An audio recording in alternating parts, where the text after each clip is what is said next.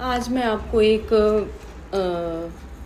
Story सुनाने जा रही हूँ जो कि आपको काफ़ी मोटिवेट करेगी। पता क्या होता है, कई बार स्टूडेंट बोलते हैं कि मैम हमें हमारी इंग्लिश वीक है तो हम ये कर पाएंगे कि नहीं कर पाएंगे, कोडिंग कर पाएंगे कि नहीं कर पाएंगे। तो ऐसे नहीं है। एक स्टोरी है जिसका टाइटल होगा अभ्यास का महत्व। ठीक है। एक बोलते हैं कि पुराने समय की बात है, जब विद्यार्थी जो है कहाँ पढ़ते थे, गुरुकुल में स्टडी करते थे। ठीक है। बच्चे को शिक्षा ग्रहण करने के लिए कहाँ जाया जाता था, गुरुकुल में ही भेजा जाता था। ठीक है।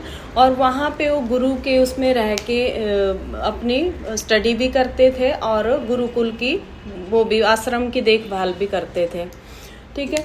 तो एक बार एक वरदराज नाम का एक शिष्य था जो कि गुरुकुल में भेज दिया गया।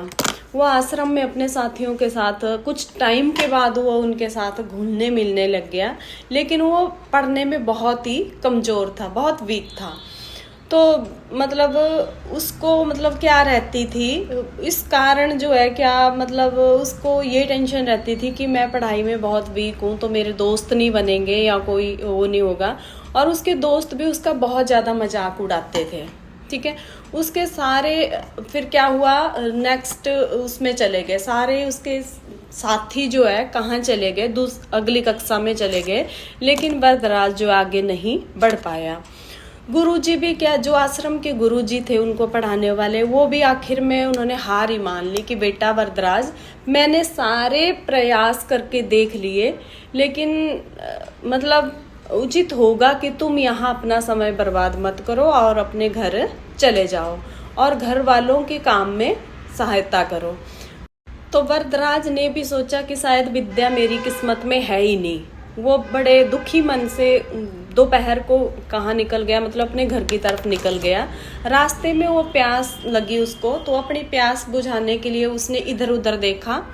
तो उसने देखा कि कुछ दूरी पर कुछ लेडीज़ जो है कुएं से पानी भर रही थी। वह कुएं के पास गया, वहाँ पत्थरों पर रस्सी के आने जाने के निशान बने हुए थे। उसने देखा कि यहाँ पत्थरों पर रस्सी के जो रस्सी से कुएं से निकालते थे रस्सी के साथ, तो वो निशान पड़े थे।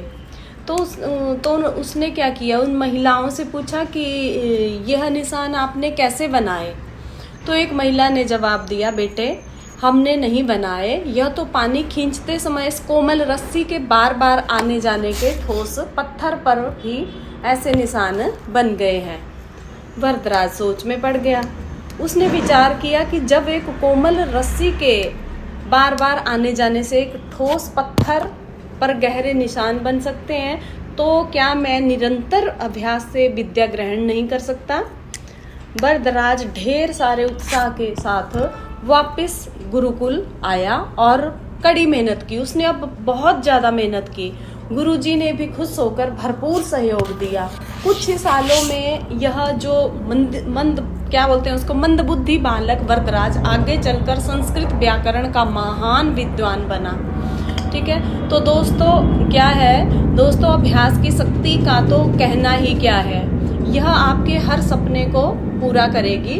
अभ्यास बहुत ज़रूरी है, चाहे वो खेल में हो, पढ़ाई में हो या किसी चीज़ में। बिना अभ्यास के आप सफल नहीं हो सकते।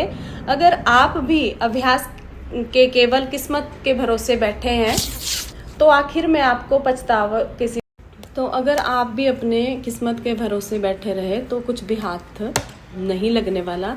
तो इसलिए दोस्तों अभ्यास के साथ धैर्य, परिश्रम और लगन रखकर आप अपनी मंजिल पाने के लिए जुट जाएं। Thank you so much.